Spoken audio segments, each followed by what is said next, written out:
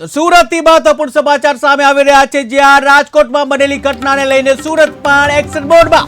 રાજકોટમાં બનેલી ઘટનાને લઈને સુરત પણ એક્શનમાં કે જ્યાં ફાયર વિભાગના ચીફ ફાયર ઓફિસર દ્વારા મીટિંગ કે જ્યાં ગેમ ઝોનમાં આવતીકાલથી તપાસ કરવામાં આવશે, ત્યારે એનઓસી સહિત ફાયર સેફટી ચકાસણી કરવામાં આવશે કે જ્યાં ફાયર સેફટી નહીં હોય તો કાર્યવાહી કરવામાં આવશે, કે જ્યાં રાજ્યમાં જે તમામ જે જિલ્લાઓમાં સિટીઓમાં જે ગેમ ઝોન આવેલા છે એને લઈને તંત્ર સજાગ બન્યું છે। ત્યારે રાજકોટમાં જે ગઈકાલે અગ્નિકાંડની જે ઘટના બની હતી, રાજકોટના જે નાના મહુવા પાસે જે ટીઆરપી ગેમ ઝોન આવેલો છે તેમાં ભીષણ આગ લાગવાની ઘટના બની હતી અને જેને લઈને સમગ્ર ગુજરાત જે છે એમાં ખળભળાટ મચી ગયો હતો। ત્યારે રાજકોટમાં બનેલી આ ઘટનાને લઈને સુરતમાં પણ જે તંત્ર એક્શન મોડમાં આવી ગયું છે, ત્યારે ફાયર વિભાગના ચીફ ઓફિસર જે કહી શકાય ફાયર વિભાગના જે ચીફ ફાયર ઓફિસર દ્વારા મીટિંગ યોજવામાં આવી, જ્યાં ગેમ ઝોનમાં આવતીકાલથી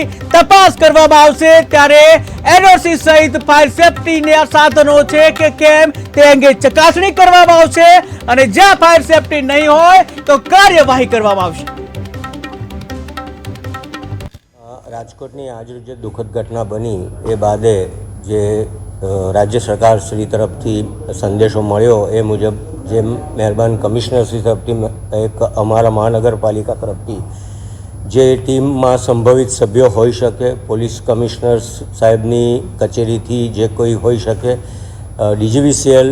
તરફથી કોઈ ટીમ હોઈ શકે, કલેક્ટર સાહેબની કચેરીમાંથી કોણ મેમ્બરો હોઈ શકે, ફાયર અને ઇલેક્ટ્રિકલ વિભાગ, હેલ્થ વિભાગ,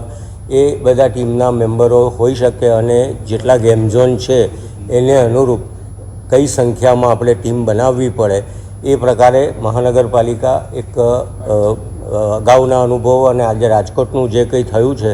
એ ઘટનાને ધ્યાનમાં લઈને પુનરાવર્તન ન થાય એ મુજબ એક ટીમનું ગઠન કરી અને તમામ કાર્યરત ગેમ ઝોનની ચકાસણી એનઓસીની દ્રષ્ટિથી માંડીને બધી ઇલેક્ટ્રિકલને બાબતો અને ફાયર સેફટી અને અન્ય સેફટીના પાસાઓની ચકાસણી કરીને એક કમિટીની રચના કરીએ છીએ। અત્યારે બધી ઓફિસોમાં મિટિંગ ચાલી રહી છે અને ટૂંક સમયમાં એ ટીમનું ગઠન થશે અને આગામી સમયમાં એની એ ટીમ દ્વારા સઘન ચકાસણીની કાર્યવાહી હાથ ધરવામાં આવશે।